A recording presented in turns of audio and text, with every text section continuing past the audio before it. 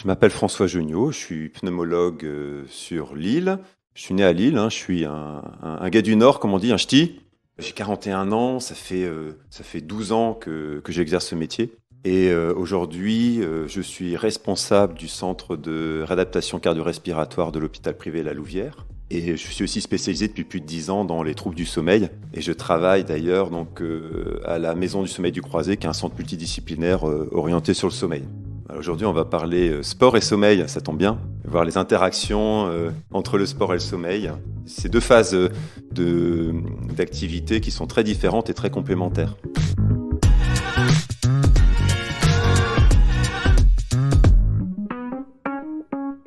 Bienvenue sur Conseil de sportifs et de sportives. Alors, c'est un podcast qui, je l'espère, vous sera utile. Alors, ce podcast, il répond à des questions que vous vous posez sur la santé, le bien-être. Il vous aide à reprendre le sport et vous accompagne dans la pratique.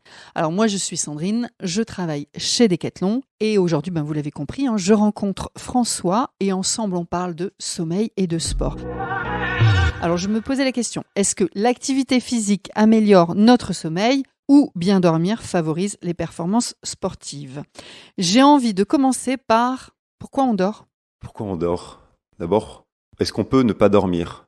C'est impossible. Aujourd'hui, tous les mammifères dorment, quels qu'ils soient. Ça occupe 30% de notre vie et c'est pas par hasard. Le sommeil, c'est vital.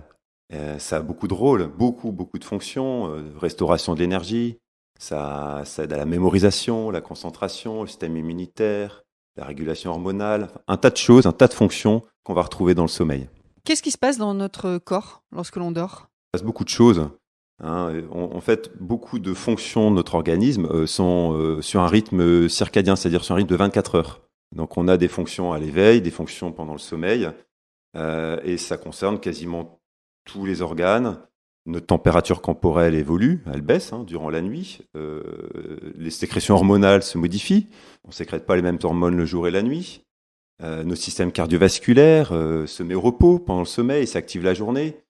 Notre cerveau se repose, etc. Donc on a vraiment beaucoup de modifications qui s'opèrent entre le jour et la nuit pour nous permettre de vivre le plus longtemps possible. Est-ce que tu peux revenir sur les bénéfices d'une bonne nuit de sommeil?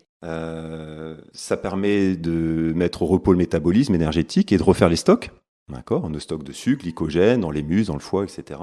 Ça a énormément de vertus sur la mémorisation, la consolidation des acquis. On voit très bien chez les enfants, les enfants qui dorment bien ont plus de facilité à retenir leurs leçons. C'est pareil chez l'adulte. Ça a un rôle sur notre humeur aussi. Quand on est fatigué, on est plus irritable, on peut être plus déprimé. Donc ça a vraiment un rôle là-dessus. C'est un rôle sur le système immunitaire. On a tous et tout vécu des moments où on était fatigué, on était plus enclin à tomber malade. Ça a un rôle dans la régulation du glucose, de l'insuline, et encore tas d'autres fonctions qu'on va encore découvrir à l'avenir. Comment se compose notre nuit? Aujourd'hui, on commence à quand même bien connaître notre sommeil, en tout cas dans la façon dont il se décompose.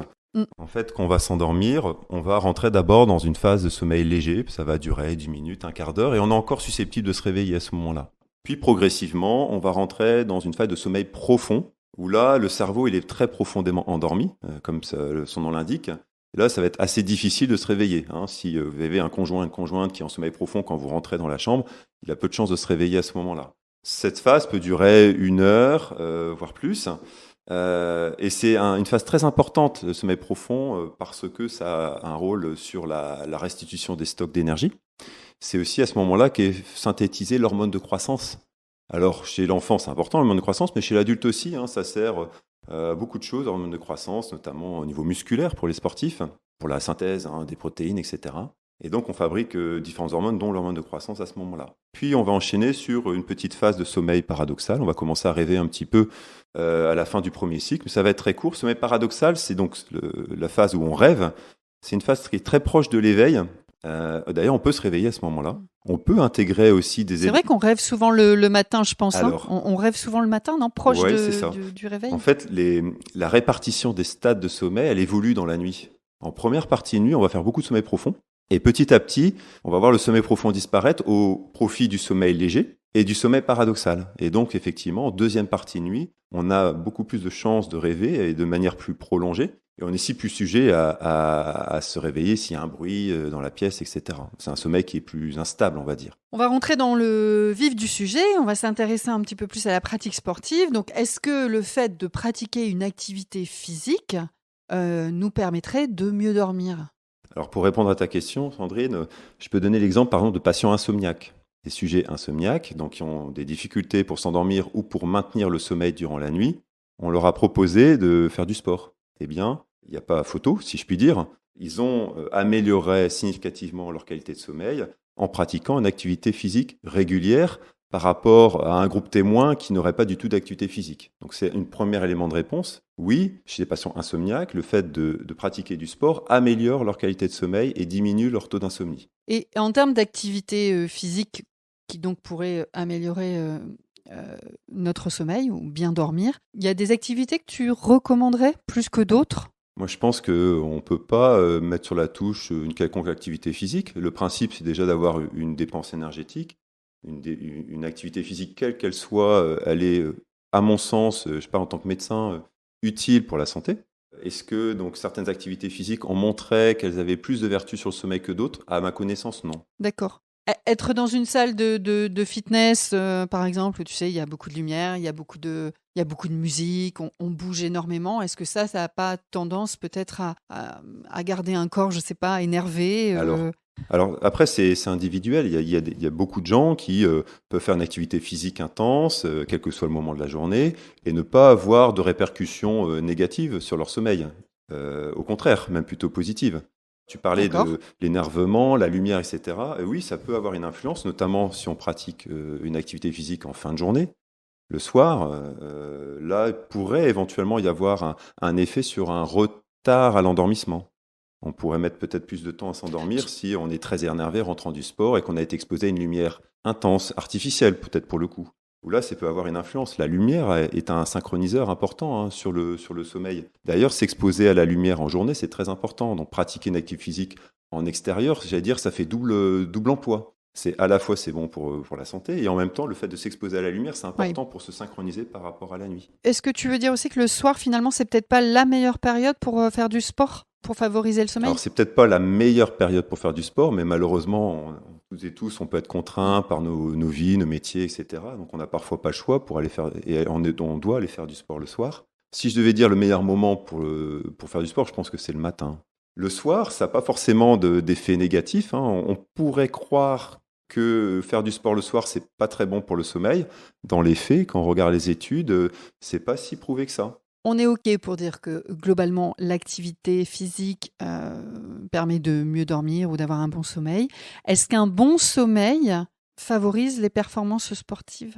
Ça, il suffit de prendre le problème à l'envers. Si on ne dort pas, qu'est-ce qui se passe ? Alors, on ne s'amuse pas trop à empêcher les gens de dormir, mais il y a quand même quelques expériences sur le sujet. Et on s'aperçoit très vite qu'après plusieurs nuits, mauvaises nuits, voire pas de nuit tout court, on a une baisse de toutes les performances physiques, quelles qu'elles soient. Baisse psychique aussi, problème de concentration, de mémorisation, on est fatigué, on a une baisse des stocks d'énergie, on a un retard, un ralentissement à la réalisation des exercices, on a des réflexes qui sont moins bons en conduite automobile, on voit bien. Et donc, ne pas dormir, ça va altérer les performances. Ça, c'est clair. Alors, est-ce que bien dormir, ça améliore les performances ? Probablement aussi. Quelques études ont tendance à dire que, effectivement, améliorer sa qualité de sommeil, faire attention à ne pas être en dette de sommeil, permettrait peut-être d'améliorer les performances. Et c'est très étudié chez les athlètes de haut niveau. On voit bien qu'il y a des programmes de sommeil qui sont dédiés aux athlètes de haut niveau parce qu'il y a des petite amélioration de performance attendue si l'athlète a mieux dormi. Mais alors, pour parler des athlètes de haut niveau, ils ont souvent plutôt des troubles du sommeil. Ils sont en déplacement tout le temps, ils dorment mal, ils sont en jet lag, etc. Donc tout ça peut influencer négativement leur performance. Donc à un niveau, j'allais dire, sportif du dimanche, on peut imaginer que si on fait une bonne nuit de sommeil, on aura certainement plus de capacité à performer le lendemain que si on a fait une insomnie. Est-ce que tu as des astuces, des tips, des conseils pour une bonne hygiène de nuit ? Ça, c'est presque mon quotidien. Aujourd'hui, beaucoup de gens que je peux voir en consultation viennent pour des troubles du sommeil. C'est peut-être 30% des gens que je vois aujourd'hui. parmi ces personnes, finalement, une minorité a une pathologie. Une majorité a plutôt des problèmes d'hygiène de sommeil. Donc les troubles du sommeil viennent beaucoup de troubles de l'hygiène, finalement. On néglige un petit peu son sommeil. Le sommeil, c'est quelque chose qui est très fragile. C'est un état de l'organisme. Alors c'est le repos absolu, normalement, le sommeil. Mais, ça, entre guillemets, ça se mérite. Et donc, pour bien dormir, il y a certaines astuces à avoir, et certaines règles d'hygiène de base à respecter. D'abord, je vous dirais, la première chose, c'est être à l'écoute de son corps. On a des besoins qui sont physiologiques. Peut-être toi, tu as besoin de 7 heures de sommeil, peut-être moi, c'est 9 heures, d'autres, c'est 6 heures, d'autres, c'est 10 heures. Si on n'est pas à l'écoute de son corps et qu'on ne respecte pas ses besoins, c'est là où on va commencer à avoir des symptômes. Et on le voit très bien quand on pose la question combien d'heures vous dormez la semaine quand vous travaillez et combien d'heures vous dormez le week-end. Et quand il y a une différence qui est importante de plus d'une heure, c'est bien qu'on n'est pas tout à fait à l'écoute, qu'on ne respecte pas. Et on sait en France que donc, le temps moyen de sommeil nécessaire, c'est d'environ 8 heures, mais qu'en semaine, on est plutôt à 7 heures. C'est bien qu'on a grignoté un petit peu son temps de sommeil. Donc déjà, être à l'écoute de son corps, c'est important. Et respecter ça, le plus possible. Après, donc comment se mettre en bonne condition, j'allais dire, pour trouver le sommeil le soir. Donc il faut se détendre, se relaxer, faire attention à la luminosité ambiante, puisque la lumière, on sait que c'est un élément qui a des vertus plutôt éveillantes. Si on s'expose à une lumière forte, on va plutôt maintenir le cerveau éveillé et ça va retarder la sécrétion de mélatonine, cette hormone du sommeil. Donc il faut faire attention, il faut se mettre dans une ambiance tamisée, si je puis dire. Ça, c'est un point important. Il faut éviter de consommer dans tout ce qui est excitant. On dit après 14-15 heures. Donc, si vous aimez bien le café, la caféine, par exemple, très bien, le matin, aucun souci. Début d'après-midi, on peut encore. Mais après, il faut faire attention parce que ce type de molécules, de substances qu'on consomme en grande quantité en France, peut avoir un impact négatif sur l'endormissement. Alors, si vous n'avez pas de problème pour vous endormir... Thé et café, les deux. Thé et café, thé et café. Ou boisson énergisante, il faut faire attention aussi à ça, pas trop consommer. Oui. Donc ça peut avoir une influence négative. Après, les écrans, on en parle beaucoup des écrans. Mais alors les écrans, c'est pour deux raisons que ça peut gêner l'endormissement. C'est par la lumière que ça procure, que ça produit. Oui. Et c'est dans les pavés de LED, on sait que c'est la lumière bleue finalement qui est la plus néfaste, j'allais dire, pour l'endormissement. On peut mettre des logiciels qui permettent ou des filtres qui permettent de modifier la couleur de l'écran à partir d'une certaine heure, à partir de 21h, 22h, vous pouvez, si vous avez des difficultés pour vous endormir, bien sûr. Et puis c'est aussi un moment, il faut savoir couper. Couper les écrans, c'est aussi important pour se mettre en condition pour dormir. Les écrans, chez les enfants, chez les adultes, ça retarde environ 30 minutes le sommeil. D'accord ? Donc c'est pas négligeable, 30 minutes de sommeil en moins à cause des écrans. Après, le sport, on en a parlé. Le sport est bien ou pas bien pour s'endormir. C'est à double tranchant. C'est pas forcément négatif. Ça peut retarder un peu l'endormissement, mais chez les autres, ça permet de se relaxer. Ce qu'il faut éviter, c'est faire du sport juste avant d'aller s'endormir. D'accord ? Plutôt en début de soirée à 22h. Voilà, on est d'accord. En même temps, c'est assez peu commun. Et après, c'est les conditions de sommeil dans la chambre qui sont importantes. Il faut que la chambre soit relativement fraîche. 19 degrés maximum dans la chambre. D'accord ? C'est plutôt un petit peu moins parce que, comme je le disais tout à l'heure, pour s'endormir, il faut se refroidir. Donc, il faut qu'il y ait une variation de température. D'ailleurs, il ne faut pas aller au lit trop tôt. Il faut aussi aller au lit que quand c'est le moment de dormir. Parce que si vous mettez au lit à 20h, vous regardez la télé dans le lit, en fait, vous allez réchauffer votre lit. Vous n'allez pas avoir cette variation de température qu'on attend pour s'endormir. Et puis aussi, il y a ce réflexe qu'on doit inculquer, j'allais dire, à notre cerveau. On dit qu'on va au lit, c'est pour aller faire dodo.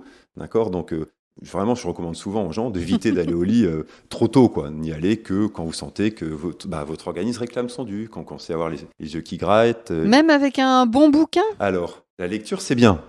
La lecture, c'est bien pour s'endormir. Mais encore une fois, on dit, pour trouver le sommeil, il faut bouquiner dans un canapé ou dans un fauteuil. Et quand vous commencez à avoir les yeux qui piquent, vous allez dans votre lit. Toujours une histoire de température. Mais ceci n'est valable que pour les gens qui ont des troubles du sommeil. Ceux qui n'ont pas de difficulté pour s'endormir avec leur bouquin, qui s'endorment à des heures correctes, aucun problème. On ne va pas embêter les gens qui n'ont pas de difficulté pour s'endormir. Donc voilà, après il faut la lumière, la température, le bruit aussi, c'est important, dans une ambiance calme. Le calme. Forcément, alors c'est pas donné à tout le monde, l'isolation, on sait tout ça. Et puis je dirais aussi, après, c'est l'heure de lever qui va compter. Il faut faire attention à l'heure de lever. L'heure de lever, ça conditionne l'heure de coucher. Et donc, si vous décalez trop le lever, notamment le week-end, vous risquez de décaler l'heure de coucher de facto. Et donc, on appelle ça le jet lag social. C'est les gens qui se couchent tard et se lèvent tard le week-end et qui, après, vont se retrouver embêtés quand il faut reprendre un rythme normal pour aller travailler. Alors ça, c'est vrai chez l'adulte et aussi chez l'enfant. Faire attention à vos enfants et de pas les décaler trop le week-end parce qu'après, le début de semaine est compliqué. On n'arrive pas à s'endormir le dimanche soir, on n'arrive pas à se lever le lundi matin. On commence la semaine déjà avec une dette de sommeil. Voilà. Alors la journée, si on est fatigué, on peut faire une petite sieste, mais maximum 20 minutes. Est-ce qu'en termes d'alimentation, tu penses à quelque chose qui serait, je sais pas, néfaste pour un bon sommeil? Bon, là, tu as parlé effectivement du café et du thé. Mais en termes d'aliments, il y a quelque chose, tu penses, ou pas? Alors, ce qu'on dit souvent à nos patients, c'est qu'il faut manger léger le soir. Ça, c'est important. Parce que la digestion et une digestion difficile le soir peut retarder l'endormissement ou altérer la qualité de sommeil. Ça, c'est acté depuis longtemps. Éviter de manger gras le soir. Tout excès, j'allais dire, est nocif. Il faut avoir une alimentation équilibrée, pas trop sucrée, pas trop grasse. Mais sur la qualité de sommeil en tant que tel, je ne suis pas certain qu'il y ait de preuves qu'en fonction du type d'aliment, on ait une influence ou pas négative sur le sommeil. C'est plutôt les excitants, il faut faire attention. Les excitants et puis le bol alimentaire du soir. Voilà.